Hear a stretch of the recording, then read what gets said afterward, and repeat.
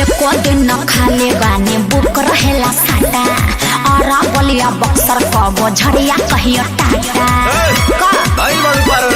कब का अरे एको दिन न खाले बानी बुक रहेला साटा आरा बोलिया बक्सर कबो झड़िया कबो टाटा 2000 देखी घाघरा उठ गए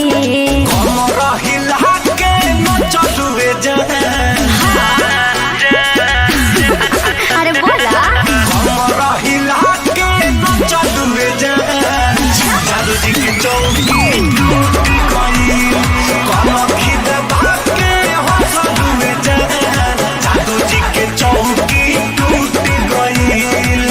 टूटी तबे न जुटी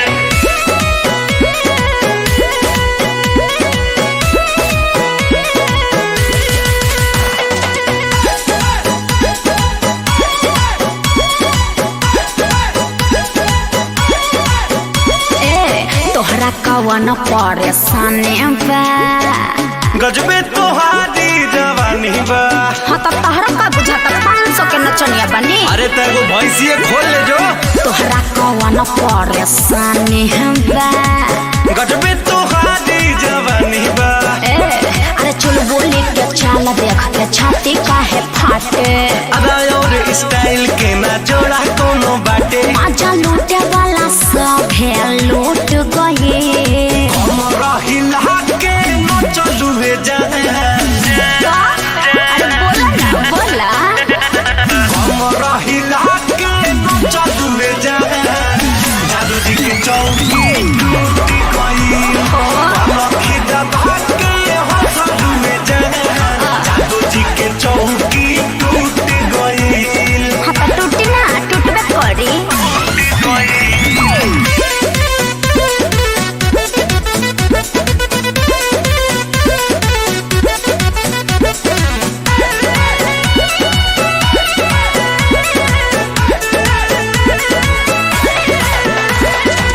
मिले वाला ये तना बुझला। घर बोला तोहरो कहाँ काहे बताई तहरा के हो लगलू टेढ़ होए। हाँ तो का चिचकारी। मिले वाला ये तना घर बोला तोहरो कहाँ। अरे आग के हम गोला हई दूरे रह बाबू। रस भरल रसगुल्ला देखी जरा नहीं के काबू। काहे देखे क्या पसीना छूट गए। हमरा हिला के न चलू रे जाए। हमारे काम ही है तेरा। हमरा हिला के न चलू रे जाए। जादू जी के चौकी